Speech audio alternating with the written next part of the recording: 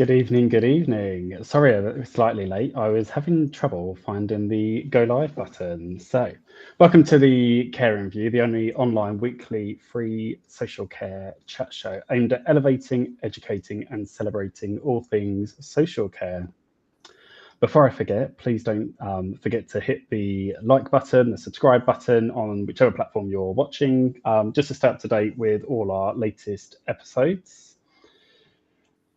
Obviously, tonight is all about you guys, so please do drop us a comment. We'll bring them up on the screen, pop your questions in the chat, and Jenny will do her best to answer. I am very conscious that it says Adam Pennell on the screen, and I am not Adam Pennell, but I will change that in the background.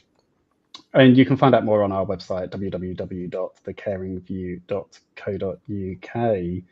So just quickly before I begin, just a shout out to some of our sponsors.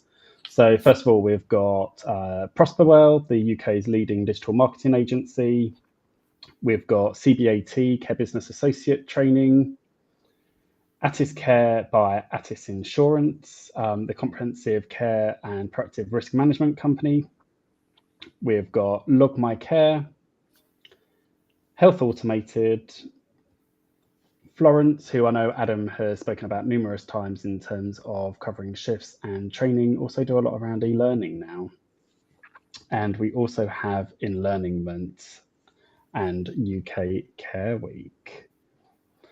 So Adam is not with us tonight. He is doing some bits with his quality role, day job on night shift. And I think when I spoke to him earlier, I was saying to Jenny kind of in the groom room, so to speak, that I think he was kind of, I'm in an R-ring, and I remember when I was a night worker, when I very first began, actually, you never really saw a manager. So it's nice that he's spending some quality time with them doing bits and pieces, but also selfishly, from a selfish point of view, Adam knows a lot about compassionate leadership. So it gives me a chance to ask all the questions and take away all that knowledge for myself. But Jenny, good evening, and thank you for joining me this evening. Good evening. Thank you for having me back. It's always lovely to be here.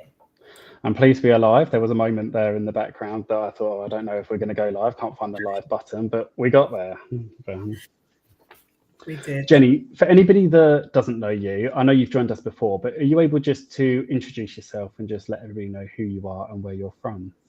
I'd love to, thank you. So good evening, everyone. I'm Jenny. I'm the Director of Training and Education and one of the owners of One Stop Training.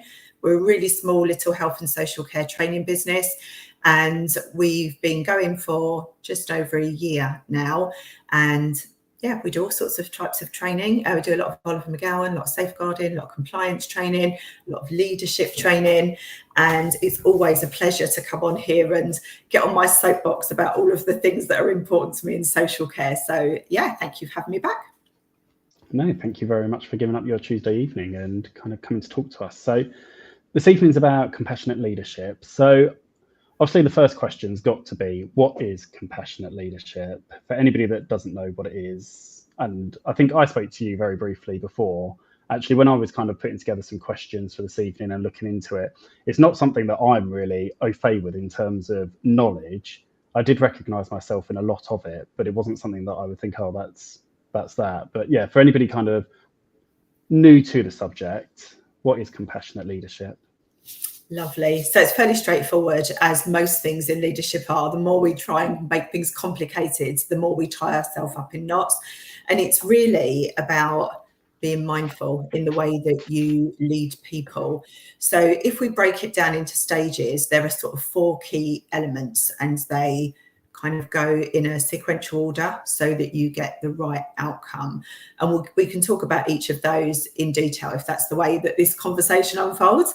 And the first one is kind of attending, and it's about really listening. And I think it would be good for us to talk about what listening looks like in health and social care. The second one is about understanding, and it's about really understanding. It's not about just doing the nodding dog thing and like, oh, you know, I see where you're coming from. It's about taking your time and really digging deep to really understand something from the perspective of somebody else.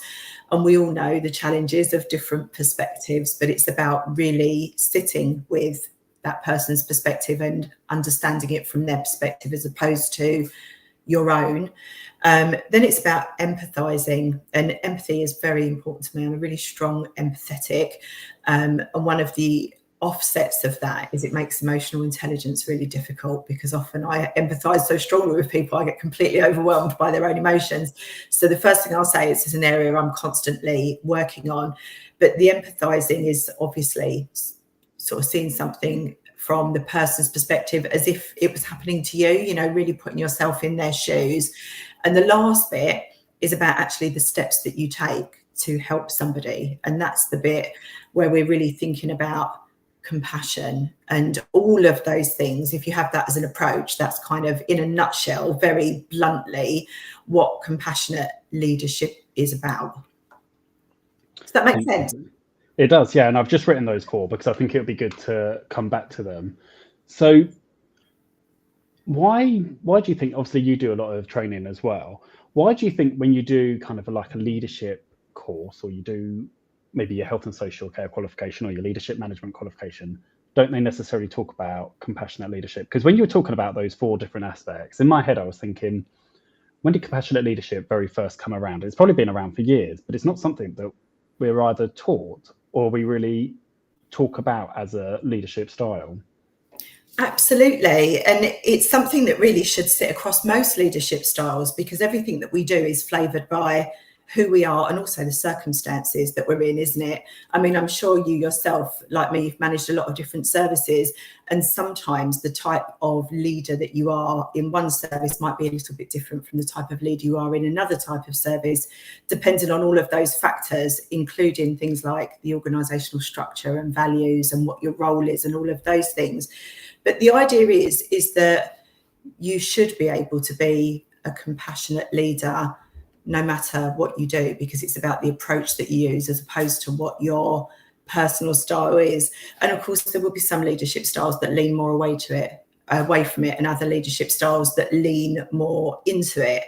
But, it's all of those old things, isn't it, about, managing systems and resources and budgets and leading people. And it's about that connection between, in this instance, it's the connection between the manager and the staff team, or the manager and the senior managers and the organisation. And like everything else, my view very much is that things need to come from the top. So I think it's quite difficult to be a compassionate manager if you work in an organisation, for example, whose priority is very commercial, and there is a real lack of compassion in the way that you're treated. And what I'd really like to do is share an example of something that I came across during COVID, and it really stayed with me. And this is really what sparked my interest in compassionate leadership. Would that be okay? Yeah, please go for it. Brilliant. So I was working online, and this was probably a couple of months into COVID, when we were, no, it's probably more than that, it's probably about 6 months into COVID, when online training had become normalised. There were all sorts of initiatives in services to help staff be at work, whether it was childcare being provided within services, whether it's flexible shifts. All of that stuff was quite well established. And I was delivering some online supervision and performance management training to a group of managers in quite a big care organisation. And of course, we were having lots of discussions about staff wellbeing, because COVID and supporting people through the pandemic was quite a big focus of the training, obviously. And, it overwhelmed me, actually, this sense of anger from the managers, who basically said to me, Jenny, we are sick and tired of being told that we have to look after our staff, because we're already doing that. And we are juggling with things like huge amounts of COVID testing, constant crisis with PPE, trying to deal with, people being very unwell with COVID, people losing their lives to COVID. And then on top of that, not only are we trying to support our staff, but we've got the organisation saying, what are you doing about your voids? And it just really struck me that we were talking about compassion and support to staff who are out on the floor dealing with very different circumstances. But because the managers weren't being supported in a compassionate way, they were at burnout. They were absolutely at compassion fatigue, and they were really quite cross, saying, who cares about us? And I thought that was a really valid point. And that's when I really thought about what organisations need to do. And it's that whole thing, isn't it, of be the change you want to see. If you want to have services that are compassionate in the way that they support people, well, you have to treat everybody with compassion, and that includes managers, senior managers, quality managers, everybody. It's not just about the KPIs. It's not just about, getting the scores on the doors. It's got to be about real outcomes for people. And I think that's something that's often overlooked, particularly for managers, actually. No, absolutely. And thank you for sharing that example. And I think if there is any manager kind of struggling, and I think where to start with unpicking that, I think you are absolutely right. I think it does need to start at the top, but I do think I definitely speak to a lot of managers, especially since I've kind of shared like a lot of kind of my mental health journey, that don't have that support. And I appreciate there's a lot of managers out there that don't. And I've worked for organizations where I've definitely not had that. There is a really fantastic, and I'll pop it in the comments, free resource, and it's actually now the largest mental health support directory. It's called the Hub of Hope, and I only really came across it probably a month or so ago, but just an online directory full of, and it's got like a really nifty app, and I've made sure that all of my carers are making sure that they use it, and I just tell everybody about it now, just because I think actually as a resource, it's free. A lot of providers, a lot of the managers that I speak to that don't have that support, Love that. don't also have that investment from the organisation in terms of the mental health resilience and the network. And actually this has been a good support for them. You spoke there around connection and obviously COVID, and I think that connected a lot of people. Linking that back to kind of compassionate leadership and obviously mental health, why do you think that compassion in leadership is so important these days compared to maybe what it was 10 years ago? Because I do feel like over the last decade, we've definitely been on a journey. I think we're still on a journey. I think it's going to kind of go forward a lot more than what we see now will be out of date in the next kind of 5 years, especially with digital and tech. But kind of, why do you think that compassion, that connection became so important in leadership?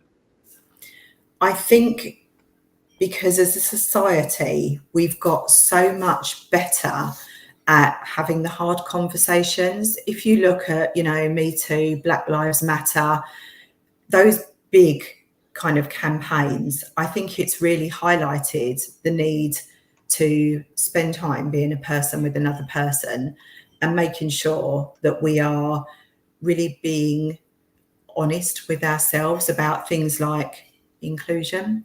And I think inclusion is a word that's used really broadly, but actually how are we checking that? How are we making sure, for example, that we've got psychologically safe environments? Because we're asking staff to be creative and come up with new things, and to, against a backdrop of ever dwindling resources and ever more complex individuals with ever more complex needs living in the community, job's getting harder. And actually, we're more aware of things like trauma, vicarious trauma for our staff. And I think that's why we really need to make sure that compassion is at the core of what we do. There's also such a rise in awareness around things like closed cultures. And if you look at the elements that make up a closed culture, if you used almost compassion as the antidote for that, you would have a culture of compassion, because that is the opposite of a closed culture, isn't it? It's about that genuine care. It's about really thinking about people as individuals and making sure that people feel seen for who they are in terms of all of the elements of their identity. Things like intersectionality are relatively new within the health and social care field. And I think because of that, that's why compassion has really come to the fore, because we're getting much better at recognising that not everybody has access to the same level of privilege. And certainly a lot of people who have care and support needs, they lose access to power, don't they? So we need compassion to make sure that power isn't harnessed in a way that is negative. And again, that kind of brings me back to the closed cultures and the power dynamics that you see in those awful cases such as Winterbourne, where staff had power and people using services didn't. You can look at the Mid Staffordshire inquiry. You can see that compassion fatigue was a broad issue there. And we see those things repeated again and again and again. And instead of saying, what are the lessons learned? What do we need to do? But what we need to do is put compassion back into care. And we need to do that for everybody, not just for the people we're supporting, but for our staff as well. Yeah, no, 100%. And I think I was at an event on Friday with the Caretaker Avengers, and Sonia Rye was there, Vivian were talking, and they were the main two talkers of the day. And actually, they were talking about actually how there needs to be a focus on the stuff. Like we've always said, actually, the focus is on the person you're supporting. But actually, there was a huge focus on the staff team, because actually, without them, you don't have the people that you support. So actually, there also needs to be a mindset shift in terms of what we're doing. You spoke there around governance and closed culture. In terms of those leaders, I don't like to think anybody ever comes into health or social care or into any kind of organisation to be kind of a dick of a manager, one for a better word. Can anybody become a compassionate leader? Is it a personality trait? Can you teach yourself to be more compassionate? Is it in us? Is it something we can go on a course and kind of embed into us if we're not compassionate? It's a really good question, isn't it? And the answer to that is, I would like to think that if anybody took the time to learn about it, I mean, it's a skill set. It's not something that I think you naturally are. I think you can naturally be a good listener. I think you can naturally be empathetic, but actually taking the time to do those things and making sure that you use your experience in the right way, because something that is another part of compassionate leadership is wise compassion. Because if we are naive, we might have all of the good intentions, but actually when we're trying to help, we might do a shed load of damage because we get it wrong. So it's about being mindful. It's about using our experience. It's about making sure that we are communicating and collaborating. And that's really part of that listening and understanding in terms of those early bits, the attending and the understanding there. If we don't do that well, and we are then maybe projecting what we perceive the issues to be, as opposed to really understanding what the issues of the staff member are, well, then the way that we help may not actually be helpful. So I think it is a skill set that we can develop, but I think it takes time. And like everything else, we often learn by, getting it wrong. I certainly have got it hugely wrong in the past. And I think you can never say, I'm a fully rounded great leader now. But I think part of being compassionate is about saying, do you know what, I got that wrong and I'm really sorry. Because we're all human, aren't we? And I think often, again, and I know we're focusing a lot on managers tonight, or rather I am, but I think honestly, sometimes managers are expected not to make mistakes, and that it's not okay if a manager makes a mistake. And part of compassionate cultures is that psychological safety of like, it's okay if I make a mistake, I have to be in a safe place to do that. And when we think about sort of duty of candor and those kind of flavors, it's really important that we are compassionate to ourselves as well as to our staff teams, and that we have that safety net and a soft space to fall if we make mistakes as managers and senior leaders as well. 100%. And I think we do that as managers, or registered managers do that really, really well for their teams, because I think it's all about kind of lessons learned and what can we do. But you are right. I think when it comes to kind of a senior team looking down on a registered manager, because it's almost like their registration and the buck stops with them, they're not treated with that kind of same approach. And I guess it goes back to the conversation earlier around that kind of that culture within the organization. I want to talk about the first pillar around the attending and the listening. Just wanted to bring in Petrus's comments. So he has said compassionate leadership is about setting soft boundaries as well, which I do want to talk to you about, is around boundaries for managers, because I do think sometimes there are very blurred boundaries. Maybe we'll do it now and then we'll go on to attending and listening while we've got it, because I do think there are very blurred boundaries as a manager in social care. I think you're expected to kind of run the ship, be on call, your staff go to you. I think regardless of what you put in place, you still, when it's your registration, you still feel that responsibility, that ownership. You never really truly, I've never met a registered manager that truly switches off and goes away on holiday or goes away for the weekend with family and thinks, oh, whatever, I don't, what's going on in my service. Definitely not a compassionate leader. How can managers set some of those boundaries for themselves? What are some of the things that you would advise? Do you know, I'm really interested to see that Petros has used the word soft boundaries, because I'm actually quite a big believer in clear, firm boundaries. And for me, I've always been somebody who likes to set their stall out. So I'm always really clear about what I will do, what I won't do, and what are some of the things that I might do depending on the circumstances. And I think having firm boundaries and being very clear about what your role is and what your role isn't is part of not burning out, actually. And in order to be an effective manager, you do have to protect yourself, because I have learned the hard way by effectively feeling like I'm mum to the staff team. I mean, some of the things that get brought to you as a manager, you know, night staff phoning you saying we've run out of cornflakes, two staff arguing over whose umbrella has been left in the staff room.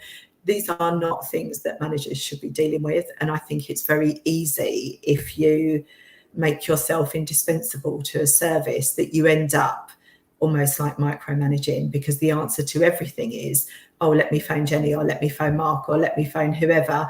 And what we need to do is allow people space to make mistakes, make decisions, to do things that they're scared of doing and go, actually, that worked out all right, and I've now got a new skill set. So I think firm boundaries are very important, but I think you are able to be compassionate within those boundaries, because there are circumstances in which you might be more flexible than usual. And also, if you've got good policies and procedures, they will allow a certain amount of flexibility anyway, because they have to be broad, don't they? So yeah, I'm not so great on the soft boundaries. I think firm boundaries are the way to go. You can always dial back from it, but if you start off too soft, it's really hard to dial up. That's my view. Maybe a bit controversial. Petros, it would be good to know about the soft boundaries that you're referring to, and then we can bring them back in.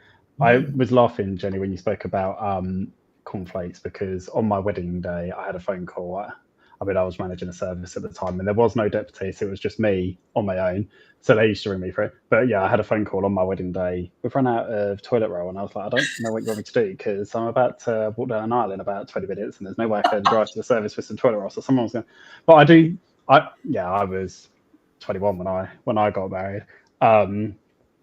But yeah, I do think, listening to you there, actually, in hindsight, and I was young, but for any managers out there, I do agree with you, that decision making is part of leadership, and actually allows you to offload some of that responsibility that you've got, so you can focus on other things. But I also think, as a member of a team, and not with a manager hat on, it allows you to upskill. So actually taking on a bit of extra responsibility allows you to kind of upskill your knowledge in a specific area.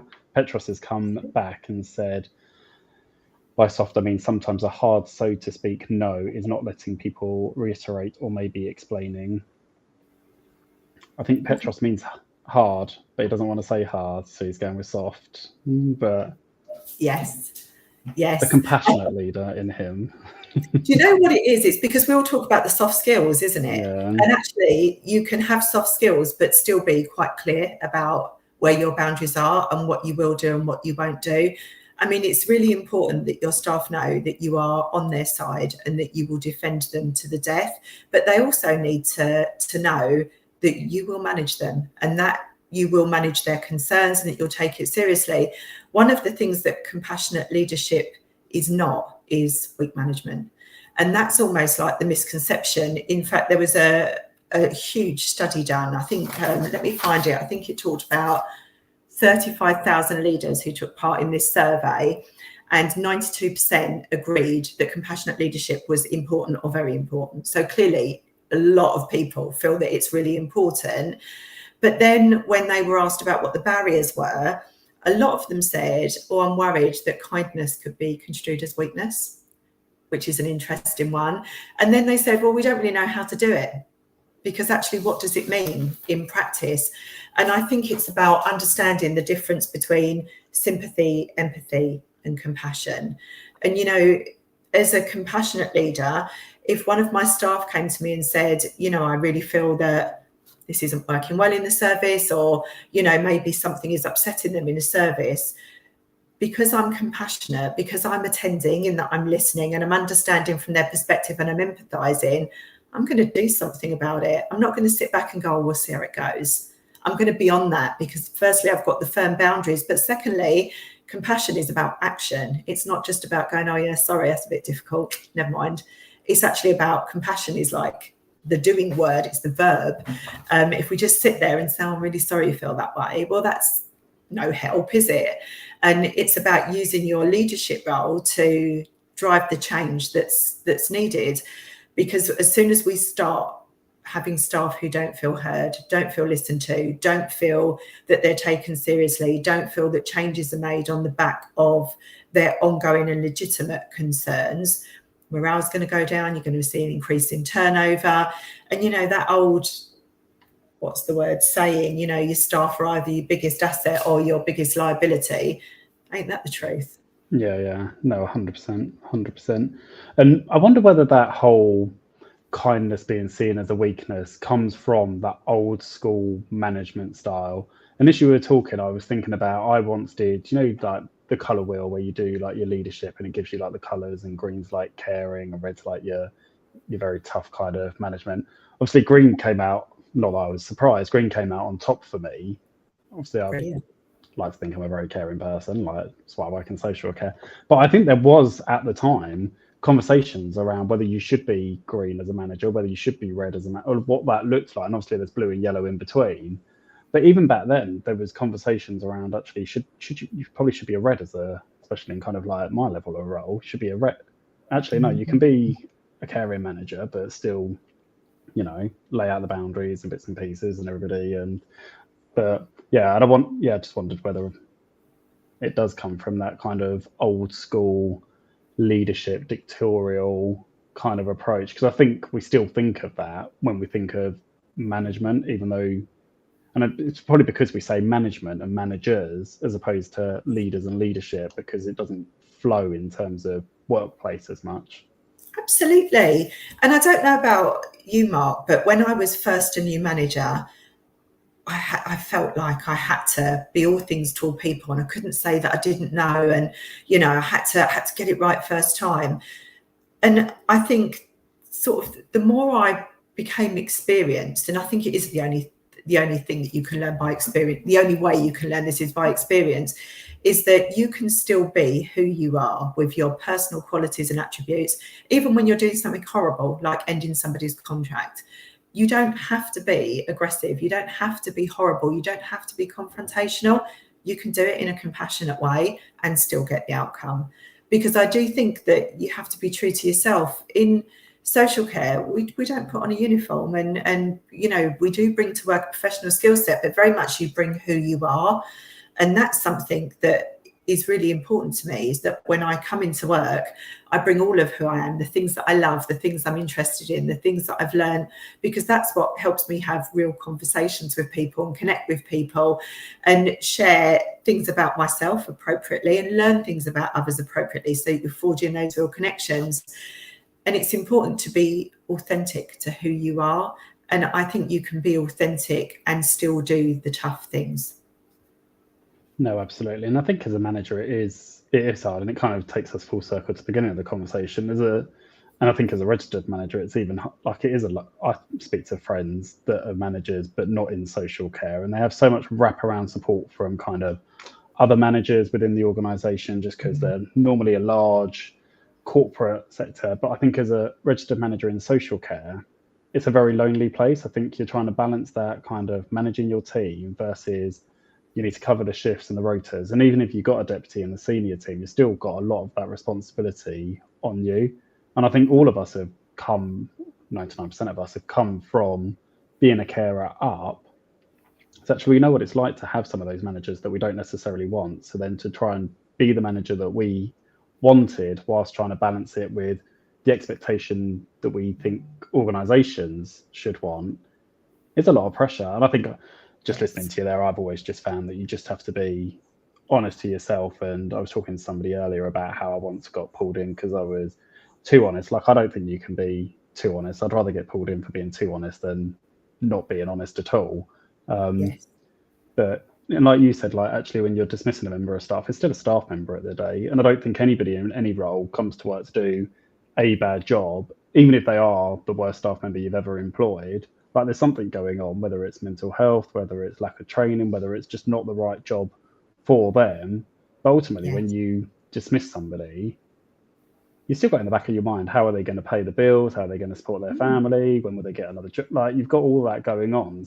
And absolutely, you need that compassion at the same time to make sure that they're okay, even though you want them out the door as quick as possible. But bad enough that they're losing their job without somebody being mean on top of it. You know, you can do it in a human way, can't you? And I do think that's really important. And I learned that as a manager. I learned that I could still be me whilst I was doing the difficult things. And it takes a lot to learn that, doesn't it? Because particularly when you're anxious and you're thinking, oh, I've never done this before, we tend to get a bit enthusiastic and go a bit overboard. But I think with experience, you learn what's right for you. And I think it's really important to be authentic in the way that you treat others, and to role model that as well. So important. So, attending, listening, tell us more. So you mentioned that listening, there was more to listening than just listening. So what does listening actually mean for a compassionate leader? So it's beyond just listening to what the person's saying. It's really creating the right environment in which the person can really feel heard. So it's more about creating the feeling for the person, because as we're chatting now, I'm listening to what you're saying, but actually I'm processing it. I'm responding really quickly. Am I listening on a deeper level? I'll do that later when I replay our conversation and think of all the witty things that I should have said that are not coming out of my mouth right now. But it's really about speaking less and listening more. So we're not very good at listening just generally, because we tend to process information really quickly, and before we've finished listening, before the other person's finished talking, we're already generating a response and thinking, oh, I don't understand that bit, or my view differs, and we might go, but what about this and what about that? And actually we need to stop that, and instead of saying, oh, I'm just going to interrupt you there and ask about this, what we need to say is, tell me more, carry on. You know, all of that non-verbal stuff that's really encouraging, and just let that person talk it all out, because until they've talked it all out and got it all out of their system, they're not going to be able to listen anyway. And we've not really listened until we've really allowed that kind of pot to empty. So instead of responding and judging what the person says, what we need to do is we need to be curious. And I know kind of professional curiosity is thrown around a lot, but I'm not talking about that professional curiosity of that, you know, respectful mistrust. I'm talking about really being curious about what is it? What is the crux of the matter here? Because sometimes what people say on the surface is not really the root cause, is it? So we really need to listen and create that environment where the person feels heard. And that's why it's really difficult to do in social care, because try getting 5 minutes with a manager without being interrupted in social care and you'll have done a good job. So really important that we do that. And we need to really think about extreme listening. And I've got a really good example. There is a lady called, I wrote her name down, Dia Khan, who is a Norwegian lady, but she's from Punjabi descent. And she did a documentary, it's on YouTube, called White Right Meeting the Enemy. And she was a lady who was targeted by white supremacists. And the targeting was so significant that the police were in fear for her safety, and they told her to stay away from the windows. Now, what she did in response to that is she went and she sat down with the white supremacists and said, tell me why you feel the way you feel. And she created the environment in which they felt heard. Now, that's like extreme listening, isn't it? But it's a really good example of how we need to make sure that we are really open, because that's the start of solving the problems. If we're not listening, if straight away, you know, if I come to you, Mark, and I say, oh, you know, my rota's a bit problematic, it'd be really much better for me if I didn't have to do lates on a Thursday anymore. Well, if straight away you're going, oh yeah, Jenny, I've changed that for the next few weeks, see how it goes. But you've not really listened, because you don't know why I need it. And it might be that actually that's not what I need. That might have been my opening gambit to see how open you were to having a discussion with me. So I think the listening, it's not just about taking notes in the supervision and I'm going to turn this into a goal and well done for that. You've done that training and, we've got that outcome and that risk assessment's been revised. It's about really sitting and listening to what that person says so that we can really understand it from their perspective.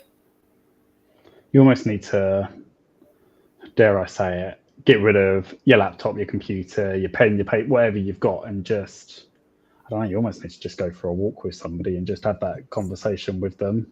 But I love that. Just be in that moment, because I do think that we get so bogged down with everything having to be recorded. I mean, I'll probably get shot tomorrow, but the registered managers I have, whilst there's a template at work, it's like the most monotonous thing. And I just find actually just having a conversation on a one-to-one with no tech, no pay, like obviously there's a phone in case I need to make a note of something, but otherwise it's just us in a room or doing whatever, or going for a milkshake or going for a walk or doing whatever they want. Like the choice is theirs, like, and just being in that moment, I get so much more out of them than I do sat there asking them. And I think even if I was listening to them and they were talking about opening something up, the second you start writing it down, you close up because you're thinking, what the hell are you writing about me, or where's this going? And straight away it becomes that closed approach because you're worried about actually where's that documentation going and what people are going to think. And I definitely think we can try it.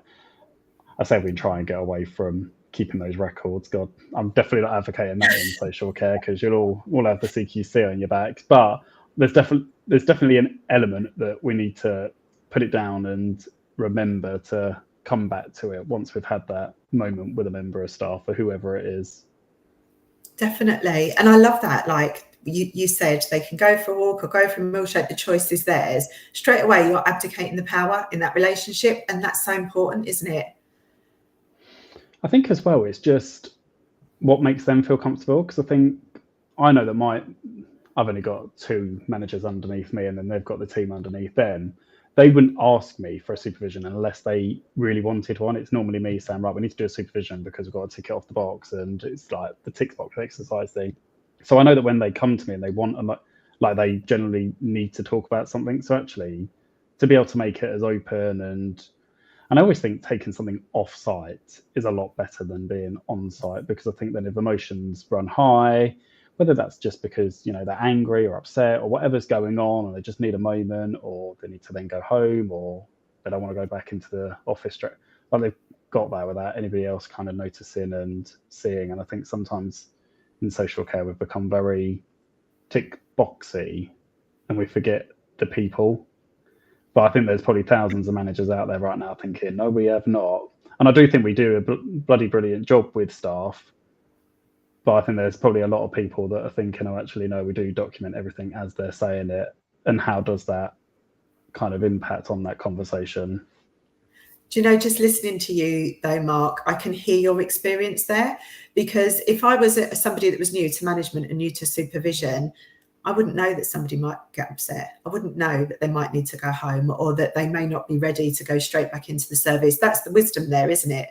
Because you probably had those supervisions where you thought, crikey, this would have been so much better for this person if we were off site, rather than, sitting in this office that's like a goldfish bowl and they've got to go straight back out and be seen by staff. And, there might be signs that they've become a bit emotional.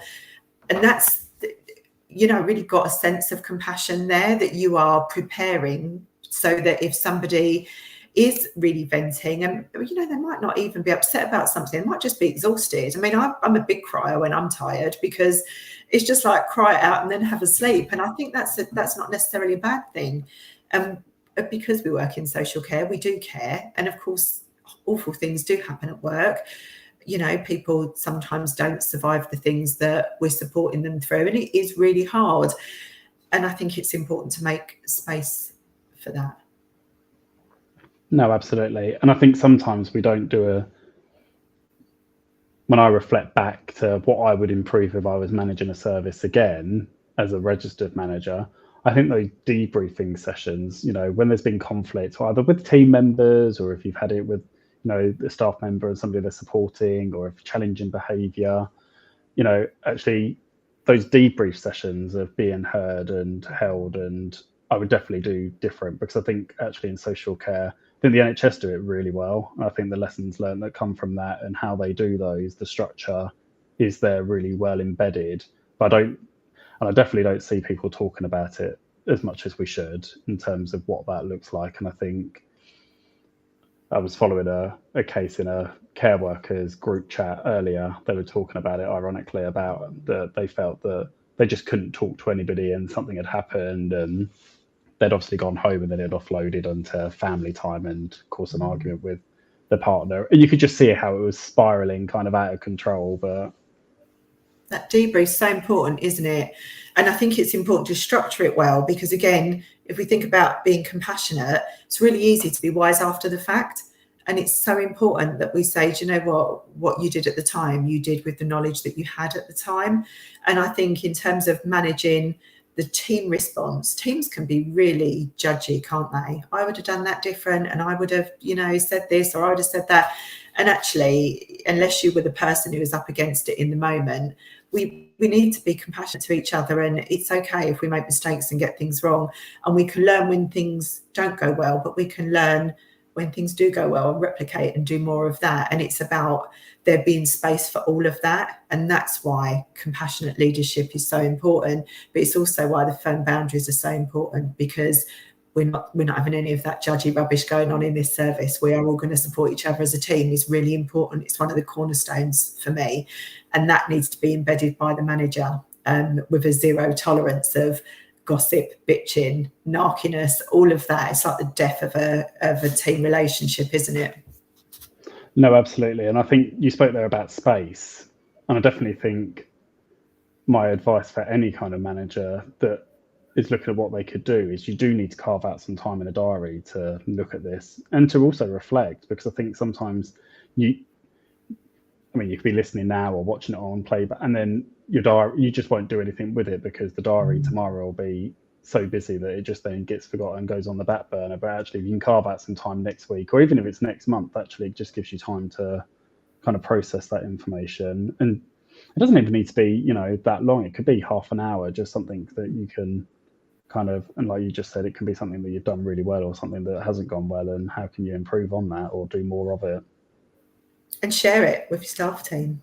This is something that I did, and this went well, but that bit I won't be doing again. And, didn't I get that wrong? Ha, it's hilarious. Let's all have a laugh at Jenny. And next time I'm going to try it this way. And it's really important that staff see you making mistakes and owning your mistakes and acknowledging that, because we're not infallible. And I don't think we can be compassionate if we're not authentic, and if we're not owning that we are imperfectly perfect, we're not authentic, are we? No, absolutely not. Absolutely not.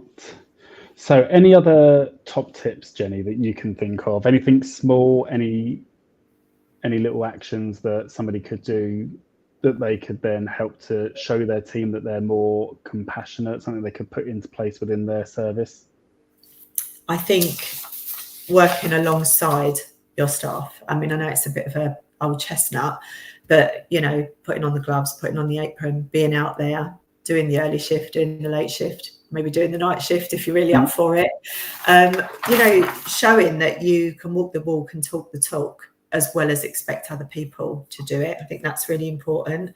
But I think probably one of the biggest things I would say is just become less reactive.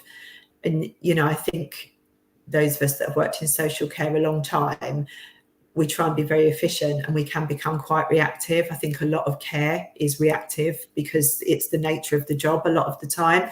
But I think we have to be mindful about how we react, and I think we have to manage it well. And if we need to go outside and shout into the car for 5 minutes, we need to do that quietly and come back in with a smile on our face, instead of maybe coming across as impatient or intolerant, or I'm one of those people that if my mouth doesn't say it, the subtitles are written on my face, and I have to really try and control that. And I think a lot of people are like that. We really struggle to not mirror how we're feeling, and it's important that we do develop a bit of control over that, because there will be times when you think, crikey, I've got so much to do today, this is all I need. But that's not the fault of that staff member, and you have to make sure that you don't react in a way that is because of how it impacts you, you've got to always think about what do they need, because we've got the greater level of responsibility. And if we want to look after our staff, we've got to push ours aside. And yeah, you might bring your manager or a colleague or whatever afterwards and say, bloody hell, it's been a difficult morning, but be there for that person first, and do that with compassion, even if you're doing something that's difficult or not pleasant for them. Absolutely.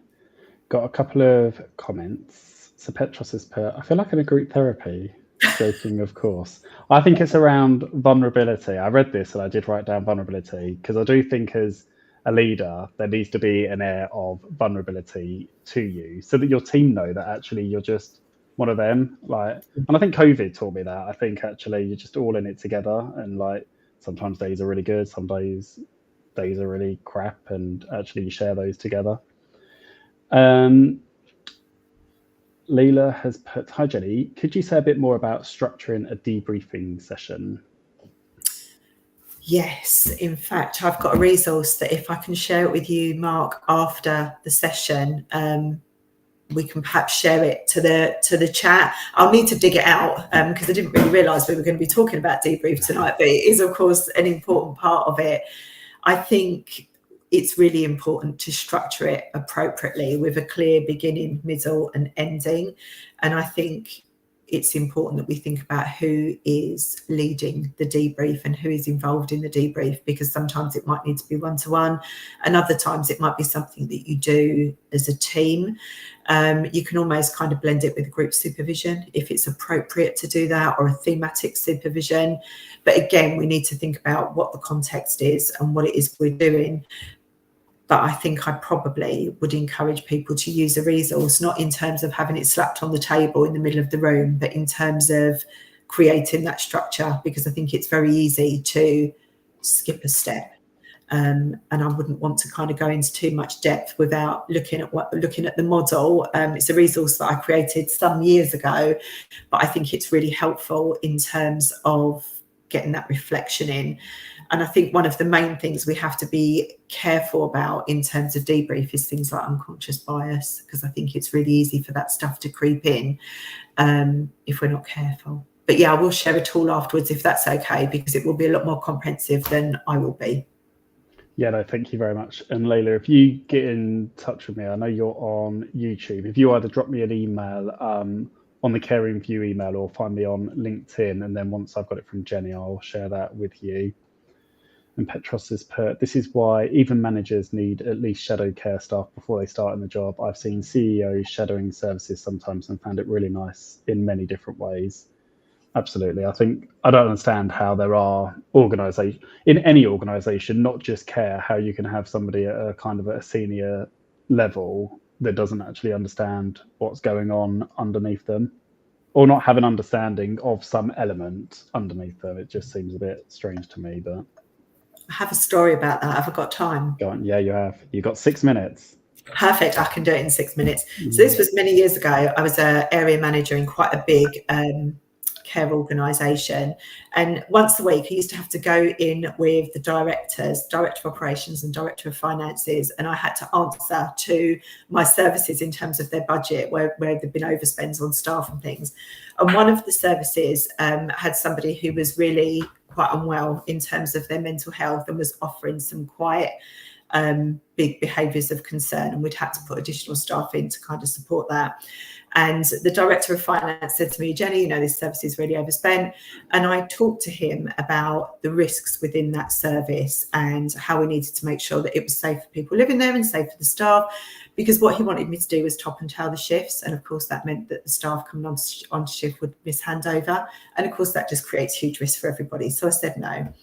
And he then said to me, he was from a hotel background, and he explained to me how simple it was by telling me that when he was managing chains of hotels, they decided and they discovered that if they removed 1 tablespoon of peas from every diner's plate in the restaurant, they'd save over £1 million. And wasn't it a shame that I wasn't prepared to do the same? Although I've only ever been through one disciplinary in my life, and that was about the amount of jam that I put on somebody's toast. And that's because I refused to reduce the amount. That's because, and I was 17. well, I would have been 18 because I wasn't in the volunteer role. And I was like, your training told me to treat these adults how I would want to be treated, and that's how much jam I would want to be treated, and that's how much jam I'd want on my toast, and that's how much they wanted. But yeah, it was all around cost saving, and to the point where the company went and got those little sachets that you would have in a hotel. So you'd like, I'd be like, God, I need about 8 of these, but yeah.